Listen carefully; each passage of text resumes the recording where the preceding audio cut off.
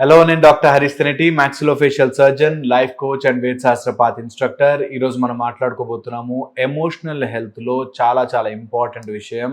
అందులో 3 ఆస్పెక్ట్స్ గురించి చెప్పబోతున్నాను. ఒకటి, ఎమోషన్ని నోటీస్ చేయడము, ఎమోషన్స్ని ఎక్స్ప్రెస్ చేయడము అండ్ ఎమోషన్స్ని మేనేజ్ చేసుకోవడము.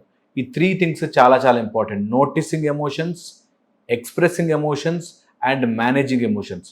ఈ 3 చాలా డీప్గా కనెక్ట్ అయి ఉంటాయి, కానీ చాలామందికి అర్థం కాదు. కొన్నిసార్లు నేను కంట్రోల్ చేసుకోలేక అనేసినాను, నేను గట్టిగా చెప్పేసినాను, అవును భయ్ నాకు అనిపించింది నేను అనేసాను అని ఒక టైప్ ఆఫ్ ఎమోషనల్కి మనమే బానిస అయిపోయి ఎమోషనల్ బానిసగా మారిపోతాం అన్నమాట. సో అలాంటి ఎమోషనల్ హెల్త్ ఈ రోజుల్లో ఎమోషనల్ ఇంటెలిజెన్స్ అనేది చాలా చాలా ఇంపార్టెంట్. ఆఫీస్లో ఈక్యూస్ అని చూస్తున్నారు, ఐక్యూతో పాటు ఈక్యూ, వాళ్ళ ఎమోషనల్ హెల్త్ ఎలా ఉంది అన్నది. ఈ విషయం మీద మనము రెగ్యులర్గా మన జీవితాల్లో వాడుకునే ఈ ఎమోషనల్ ఈ కోషన్తో చాలా విషయాలు మనం ఈజీగా హ్యాపీగా హ్యాండిల్ చేసేయచ్చు. కొన్ని తెలియక మనం హ్యాండిల్ చేయలేకపోతున్నాము. అందుకని ఈ ఎమోషన్స్ని ఐడెంటిఫై చేయడం ఎలా, వాటిని ఎక్స్ప్రెస్ చేయడం ఎలా అండ్ వాటిని మేనేజ్ చేయడం ఎలా అన్న విషయం తెలుసుకుందాం. మనిషి జీవితంలో ఎమోషన్స్ చాలా common. Emotions are part of human life. మనం ఏది చేసినా ఎమోషన్స్ వస్తాయి. ఈ ఎమోషన్స్ ఎప్పుడైతే మనకు ఉంటాయో ఆ ఎమోషన్స్ని అన్ని చోట్ల మనం చెప్పుకోలేం, అన్ని చోట్ల మనం ఎక్స్ప్రెస్ చేయలేం. కొన్నిసార్లు బాస్ని కొట్టేయాలంత కోపం వస్తుంది, కానీ కొట్టలేం. కొన్నిసార్లు మన కోపంలో మనం ఏదో వెరక్కొట్టేయాలనిపిస్తుంది, కానీ అది కాస్ట్లీ ఫోన్ అనుకో, వెరక్కొట్టం. సో ఇవి తెలియకుండానే మన జీవితంలో నోటీస్ చేయకుండానే వెళ్ళిపోతాయి. So noticing emotions is very very very very important.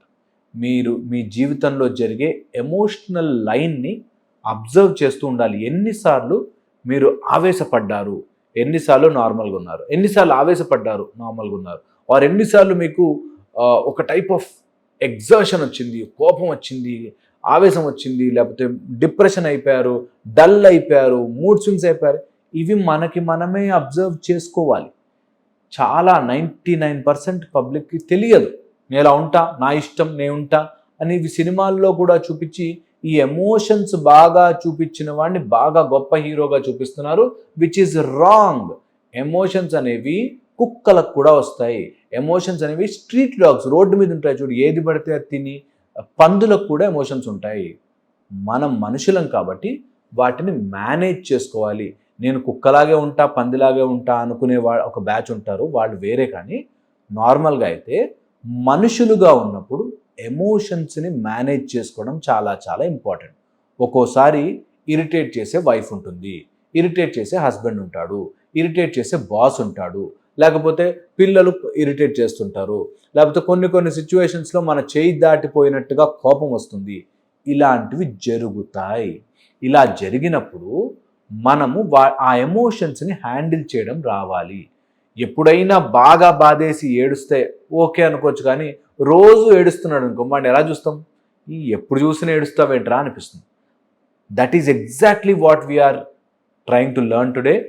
ఈ ఎమోషన్స్ మీ జీవితాన్ని ఎంత ఆడిస్తున్నాయి, అందులోనూ మన ఓన్ సర్కిల్ తప్ప బయట ఎవ్వరికి కూడా మన ఎమోషన్స్ తెలియాల్సిన పని లేదు, నెంబర్ 1. సెకండ్ వచ్చేసి మన ఓన్ సర్కిల్లో కూడా అన్ని ఎమోషన్స్ తెలియాల్సిన పని లేదు. ఎక్స్ప్రెస్ చేసుకోవాలి, చెప్పుకుంటే కష్టం తీరుతుంది, ఇవన్నీ సినిమాల్లో డైలాగులు రాసుకోవడానికి తప్ప రియల్ లైఫ్లో అంత సీన్ లేదు, అంత అవసరమూ లేదు. ఎవరికి తెగ పడిపోయి చెప్పుకోవాల్సిన పని లేదు. అలా అని నోరు నొక్కుని లోపల బాధపడమని కాదు. ఈ సగం తెలివితేటల వాళ్ళు ఇలా అంటే అలా అని, అలా అంటే ఇలా అని మిమ్మల్ని కన్ఫ్యూజ్ చేస్తారు. కాదు, లోపల నొక్కుకోవద్దు, అలా అని చెప్పుకోవద్దు. ఒకవేళ ఎమోషన్ వస్తుంది అంటే మీరు దాన్ని హ్యాండిల్ చేయడం మీకు రావాలి.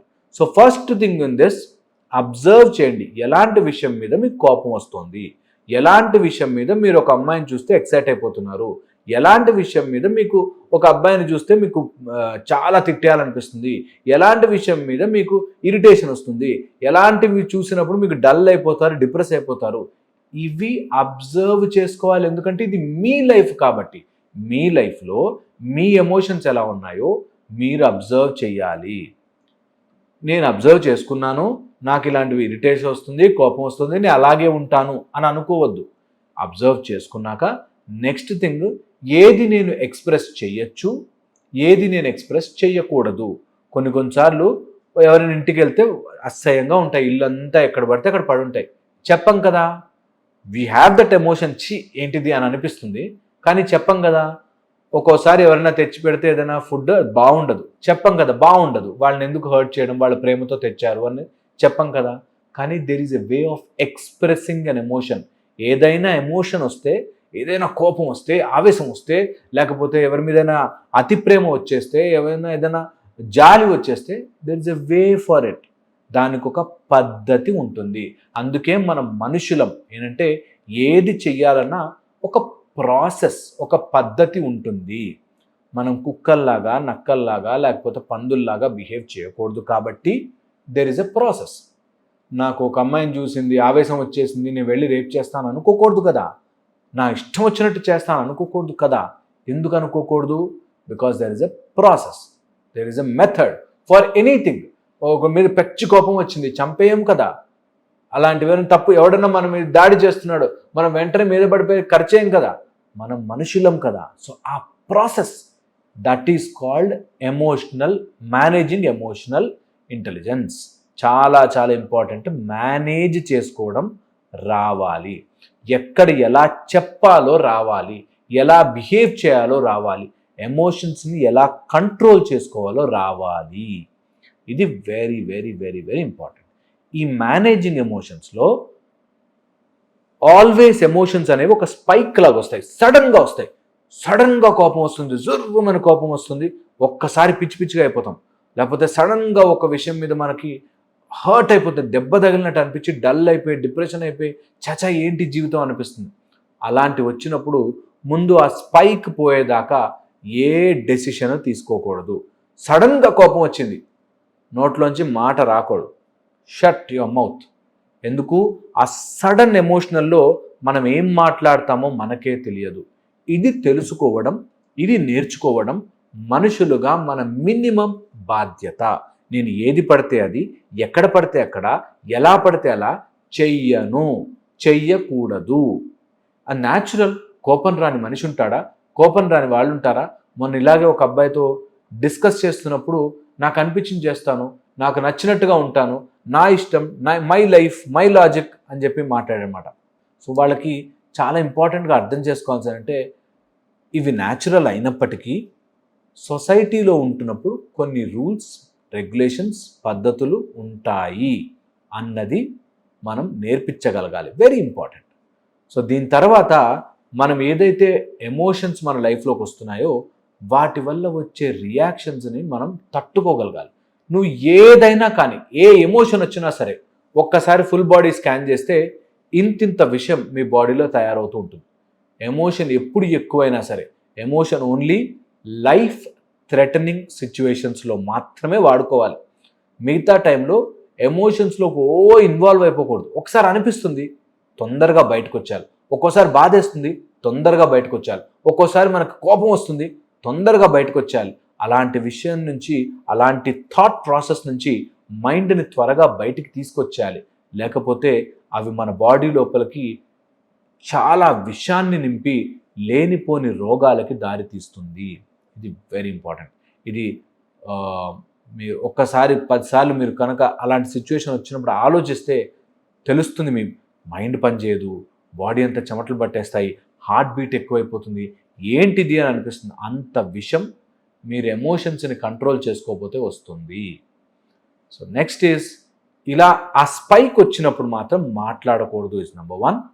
నెక్స్ట్ వచ్చేసి, ఎప్పుడు అలాంటి సిచ్యువేషన్ వచ్చినా మీరు వెంటనే వాళ్ళ ప్లేస్లోకి వెళ్ళాలి. ఇది చాలా easy and helpful for emotional intelligence. వాళ్ళ ప్లేస్లోకి వెళ్ళాలి. ఒకవేళ నేను వాళ్ళ పొజిషన్లో ఉంటే ఎలా ఆలోచిస్తాను అని గనక మీకు మైండ్లో వచ్చిందంటే, మీరు మీ సైడ్ నుంచి ఆలోచిస్తుంటారు, ఎప్పుడు వన్ స్టోరీనే, అప్పుడే ఎమోషన్స్ వస్తాయి. అందుకే మీరు అదర్ స్టోరీకి వెళ్ళాలి. అందుకే కోర్టులో కూడా మనకి వాదోపవాదాలు విన్నాక అంటారు. ఆయన ఎమోషనల్గా ఆన్సర్ చేసి జడ్జ్మెంట్ ఇవ్వడు, రెండు పక్కలా విన్నాకే. అందుకే ఎప్పుడైనా మీరు ఎవరితోనో గొడవ పడుతుంటే, ఒక్క నిమిషం ఆగు, నీ పొజిషన్లోకి వచ్చి నేను ఆలోచిస్తా అని వాళ్ళ పొజిషన్లోకి వెళ్ళి ఆలోచిస్తే చాలా మటుకు ప్రాబ్లం సాల్వ్ అయిపోతుంది. ఇది very important to manage your emotions. ఇంకా ఇలా చాలా స్ట్రాటజీస్ మెథడ్స్ ఉన్నాయి. ఇంకొన్ని వీడియోలో మళ్ళీ మాట్లాడుకుందాం.